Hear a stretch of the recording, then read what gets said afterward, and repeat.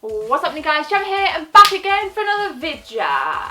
Okay, so when I did this video right here, a review of the Revo K101 Plus, the GBA clone device plus emulation device, I did say that I'd be doing a comparison video, and today is that day. So we are going to be comparing this console with this console with the Revo, and I want to really focus on the screen, the sound, the ergonomics, and just the kind of a general overview of the console itself. If you guys have got anything that you want to add, then be sure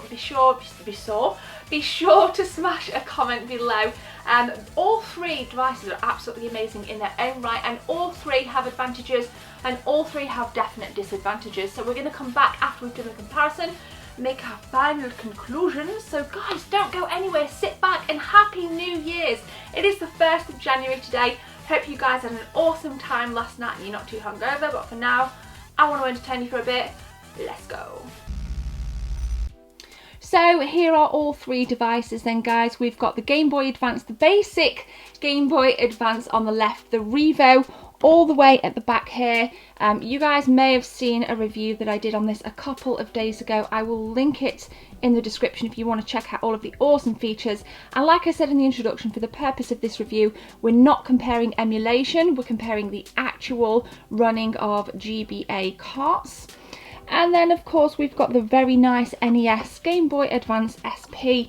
This is one of the first models that Nintendo put out. This is the frontlit, the AGS001 version. They did upgrade to an AGS101 version, which is the backlit.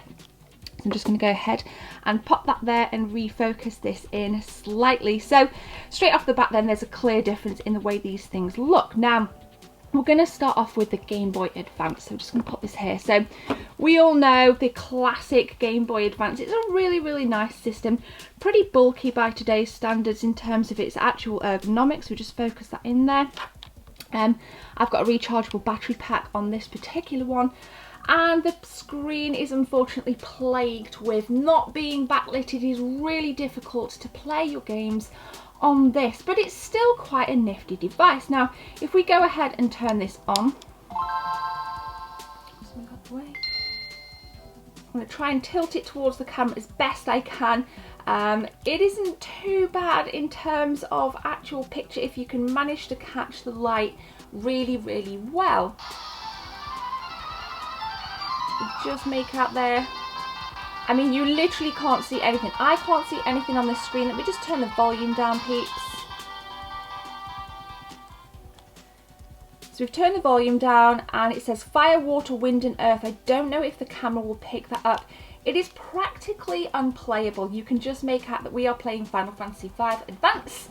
And again, like with the Revo, it is pretty responsive in terms of response from touching the button to actually getting the response on the screen. Again, we are trying to see the cutscene here. It is pretty damn dark, and unfortunately there are no brightness buttons to change just the slightest little bit of light on this device. It is such a shame, but hey, it's, you know, it doesn't matter because we've got devices like the SP to come to our rescue, and there are some really nice mods on eBay if you wanted to get this you know, modded with a backlight, a front light, whatever. So I think in terms of screen, this is the biggest downfall, the absolute biggest downfall. Ergonomics wise, it isn't too bad. It does, like I said, fit reasonably nicely. It's pretty chunky compared to the Revo, as you guys can see. We're just going to focus that in a little bit. So this is a much chunky device than this. I much prefer the ergonomics on this, to be absolutely honest with you. I actually thought I'd prefer the ergonomics on the Advance because it's got that nice beveling shape underneath, but no, I do prefer it on this. The only thing I do prefer on the Advance over the Revo is the cartridge goes in at the top, whereas on the Revo it goes in on the bottom. And I said in my review that I often catch my kind of hands when you're holding the Revo. You often catch the cartridge, which can be a bit of an advantage because if you did catch it wrong, it might kind of crash the game or something. Haven't had that problem yet, but that is the only thing I prefer over the Advance. Let's go ahead and put that back. So, like I said, guys, I did turn the volume down, but I do think the Game Boy Advance has a really nice, crisp, clear volume. I'm going to go ahead and turn it back up.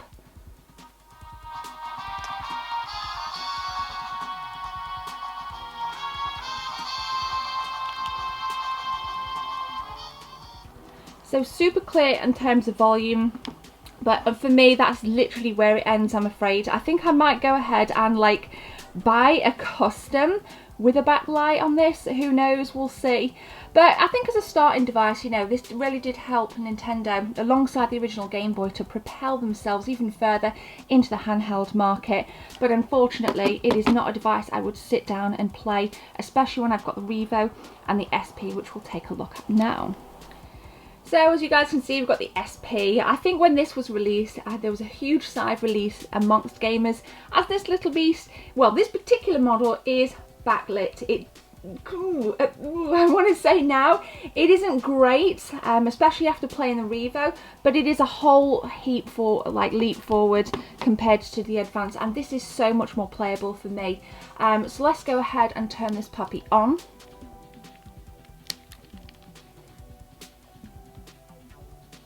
And the volume is down. I'm going to come to the volume in a second. Now, like I said, this is the AGS001 model.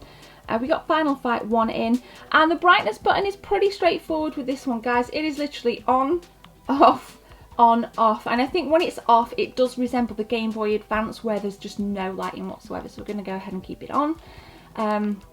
Again, pretty responsive. I would probably say slightly more responsive than the Game Boy Advance. Great game this, by the way, if you've not played it.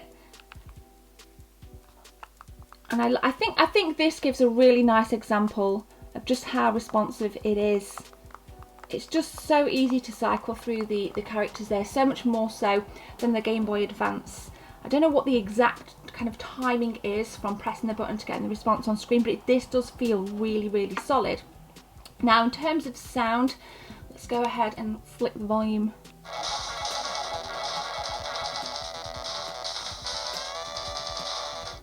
Don't want to get a copyright strike, but me personally, I think this does sound slightly better than the Game Boy Advance. I don't know what you guys think, but I do feel that this does have a little bit more of a nice, crisp, clear sound, and the volume does go slightly higher, or it would seem it goes slightly higher on the SP. So I think, on the whole, it's no shock horror to say that the Game Boy Advance SP does come with a ton more benefits. Obviously, one of the things I really liked about this when it was released was the fact that you could protect the screen by opening and closing. But, you know, that's just kind of a little side note there. I think I actually had a screen protector for my Advance back in the day because I was so paranoid about getting the screen scratched. But yeah, I think on the whole, this does a really decent job. I don't know if it would be something I would sit down and play as much. Now I have the Revo, which we're going to talk about next, and then we're going to do a final comparison at the end. So here we go then, side by side, the Advance and the SP. You can barely see anything on the Advance compared to the SP. I mean, the SP doesn't look overly bright, and you'll see that when I put the Revo on, but it's definitely a hell of a lot more playable than the Advance. Now, in terms of ergonomics, I think for me, again, this does seem a whole lot more ergonomic than the Advance. The Advance, I don't like the clunkiness on it, but again, I just think it varies from person to person. They're just my personal kind of feelings. I will say though, the shoulder buttons on the Advance are a hell of a lot more easy to press than what they are on the SP. They don't feel as pronounced on the SP, and you know, I know they're obviously here, but sometimes it's very easy to miss them because they're quite small as well, whereas the Advance, they're quite big, they're visible, and you literally can't see them on the SP. So I think that is a slight disadvantage on the SP over the Advance, but nonetheless, on the whole, the SP definitely wins it for me over these two devices. Now, let's take a look at the Revo and compare all three in one. So here it is. As you can see straight off the bat, the screen is absolutely crisp. Let's just take a look at all three next to one another. I'm just going to focus this in. All three devices are on. All three devices are on, and without a shadow of a doubt, obviously, the Revo destroys the other two devices in terms of brightness. Now, again, I'm not going to go too much into the features, the functions, and all the rest of it with the Revo because I've got the review up. I don't want to repeat myself, but you can even change the brightness even more with this. Now, the sound is astonishing on the Revo. I think, again, it does go slightly higher. I'm going to turn the volume right up for you guys.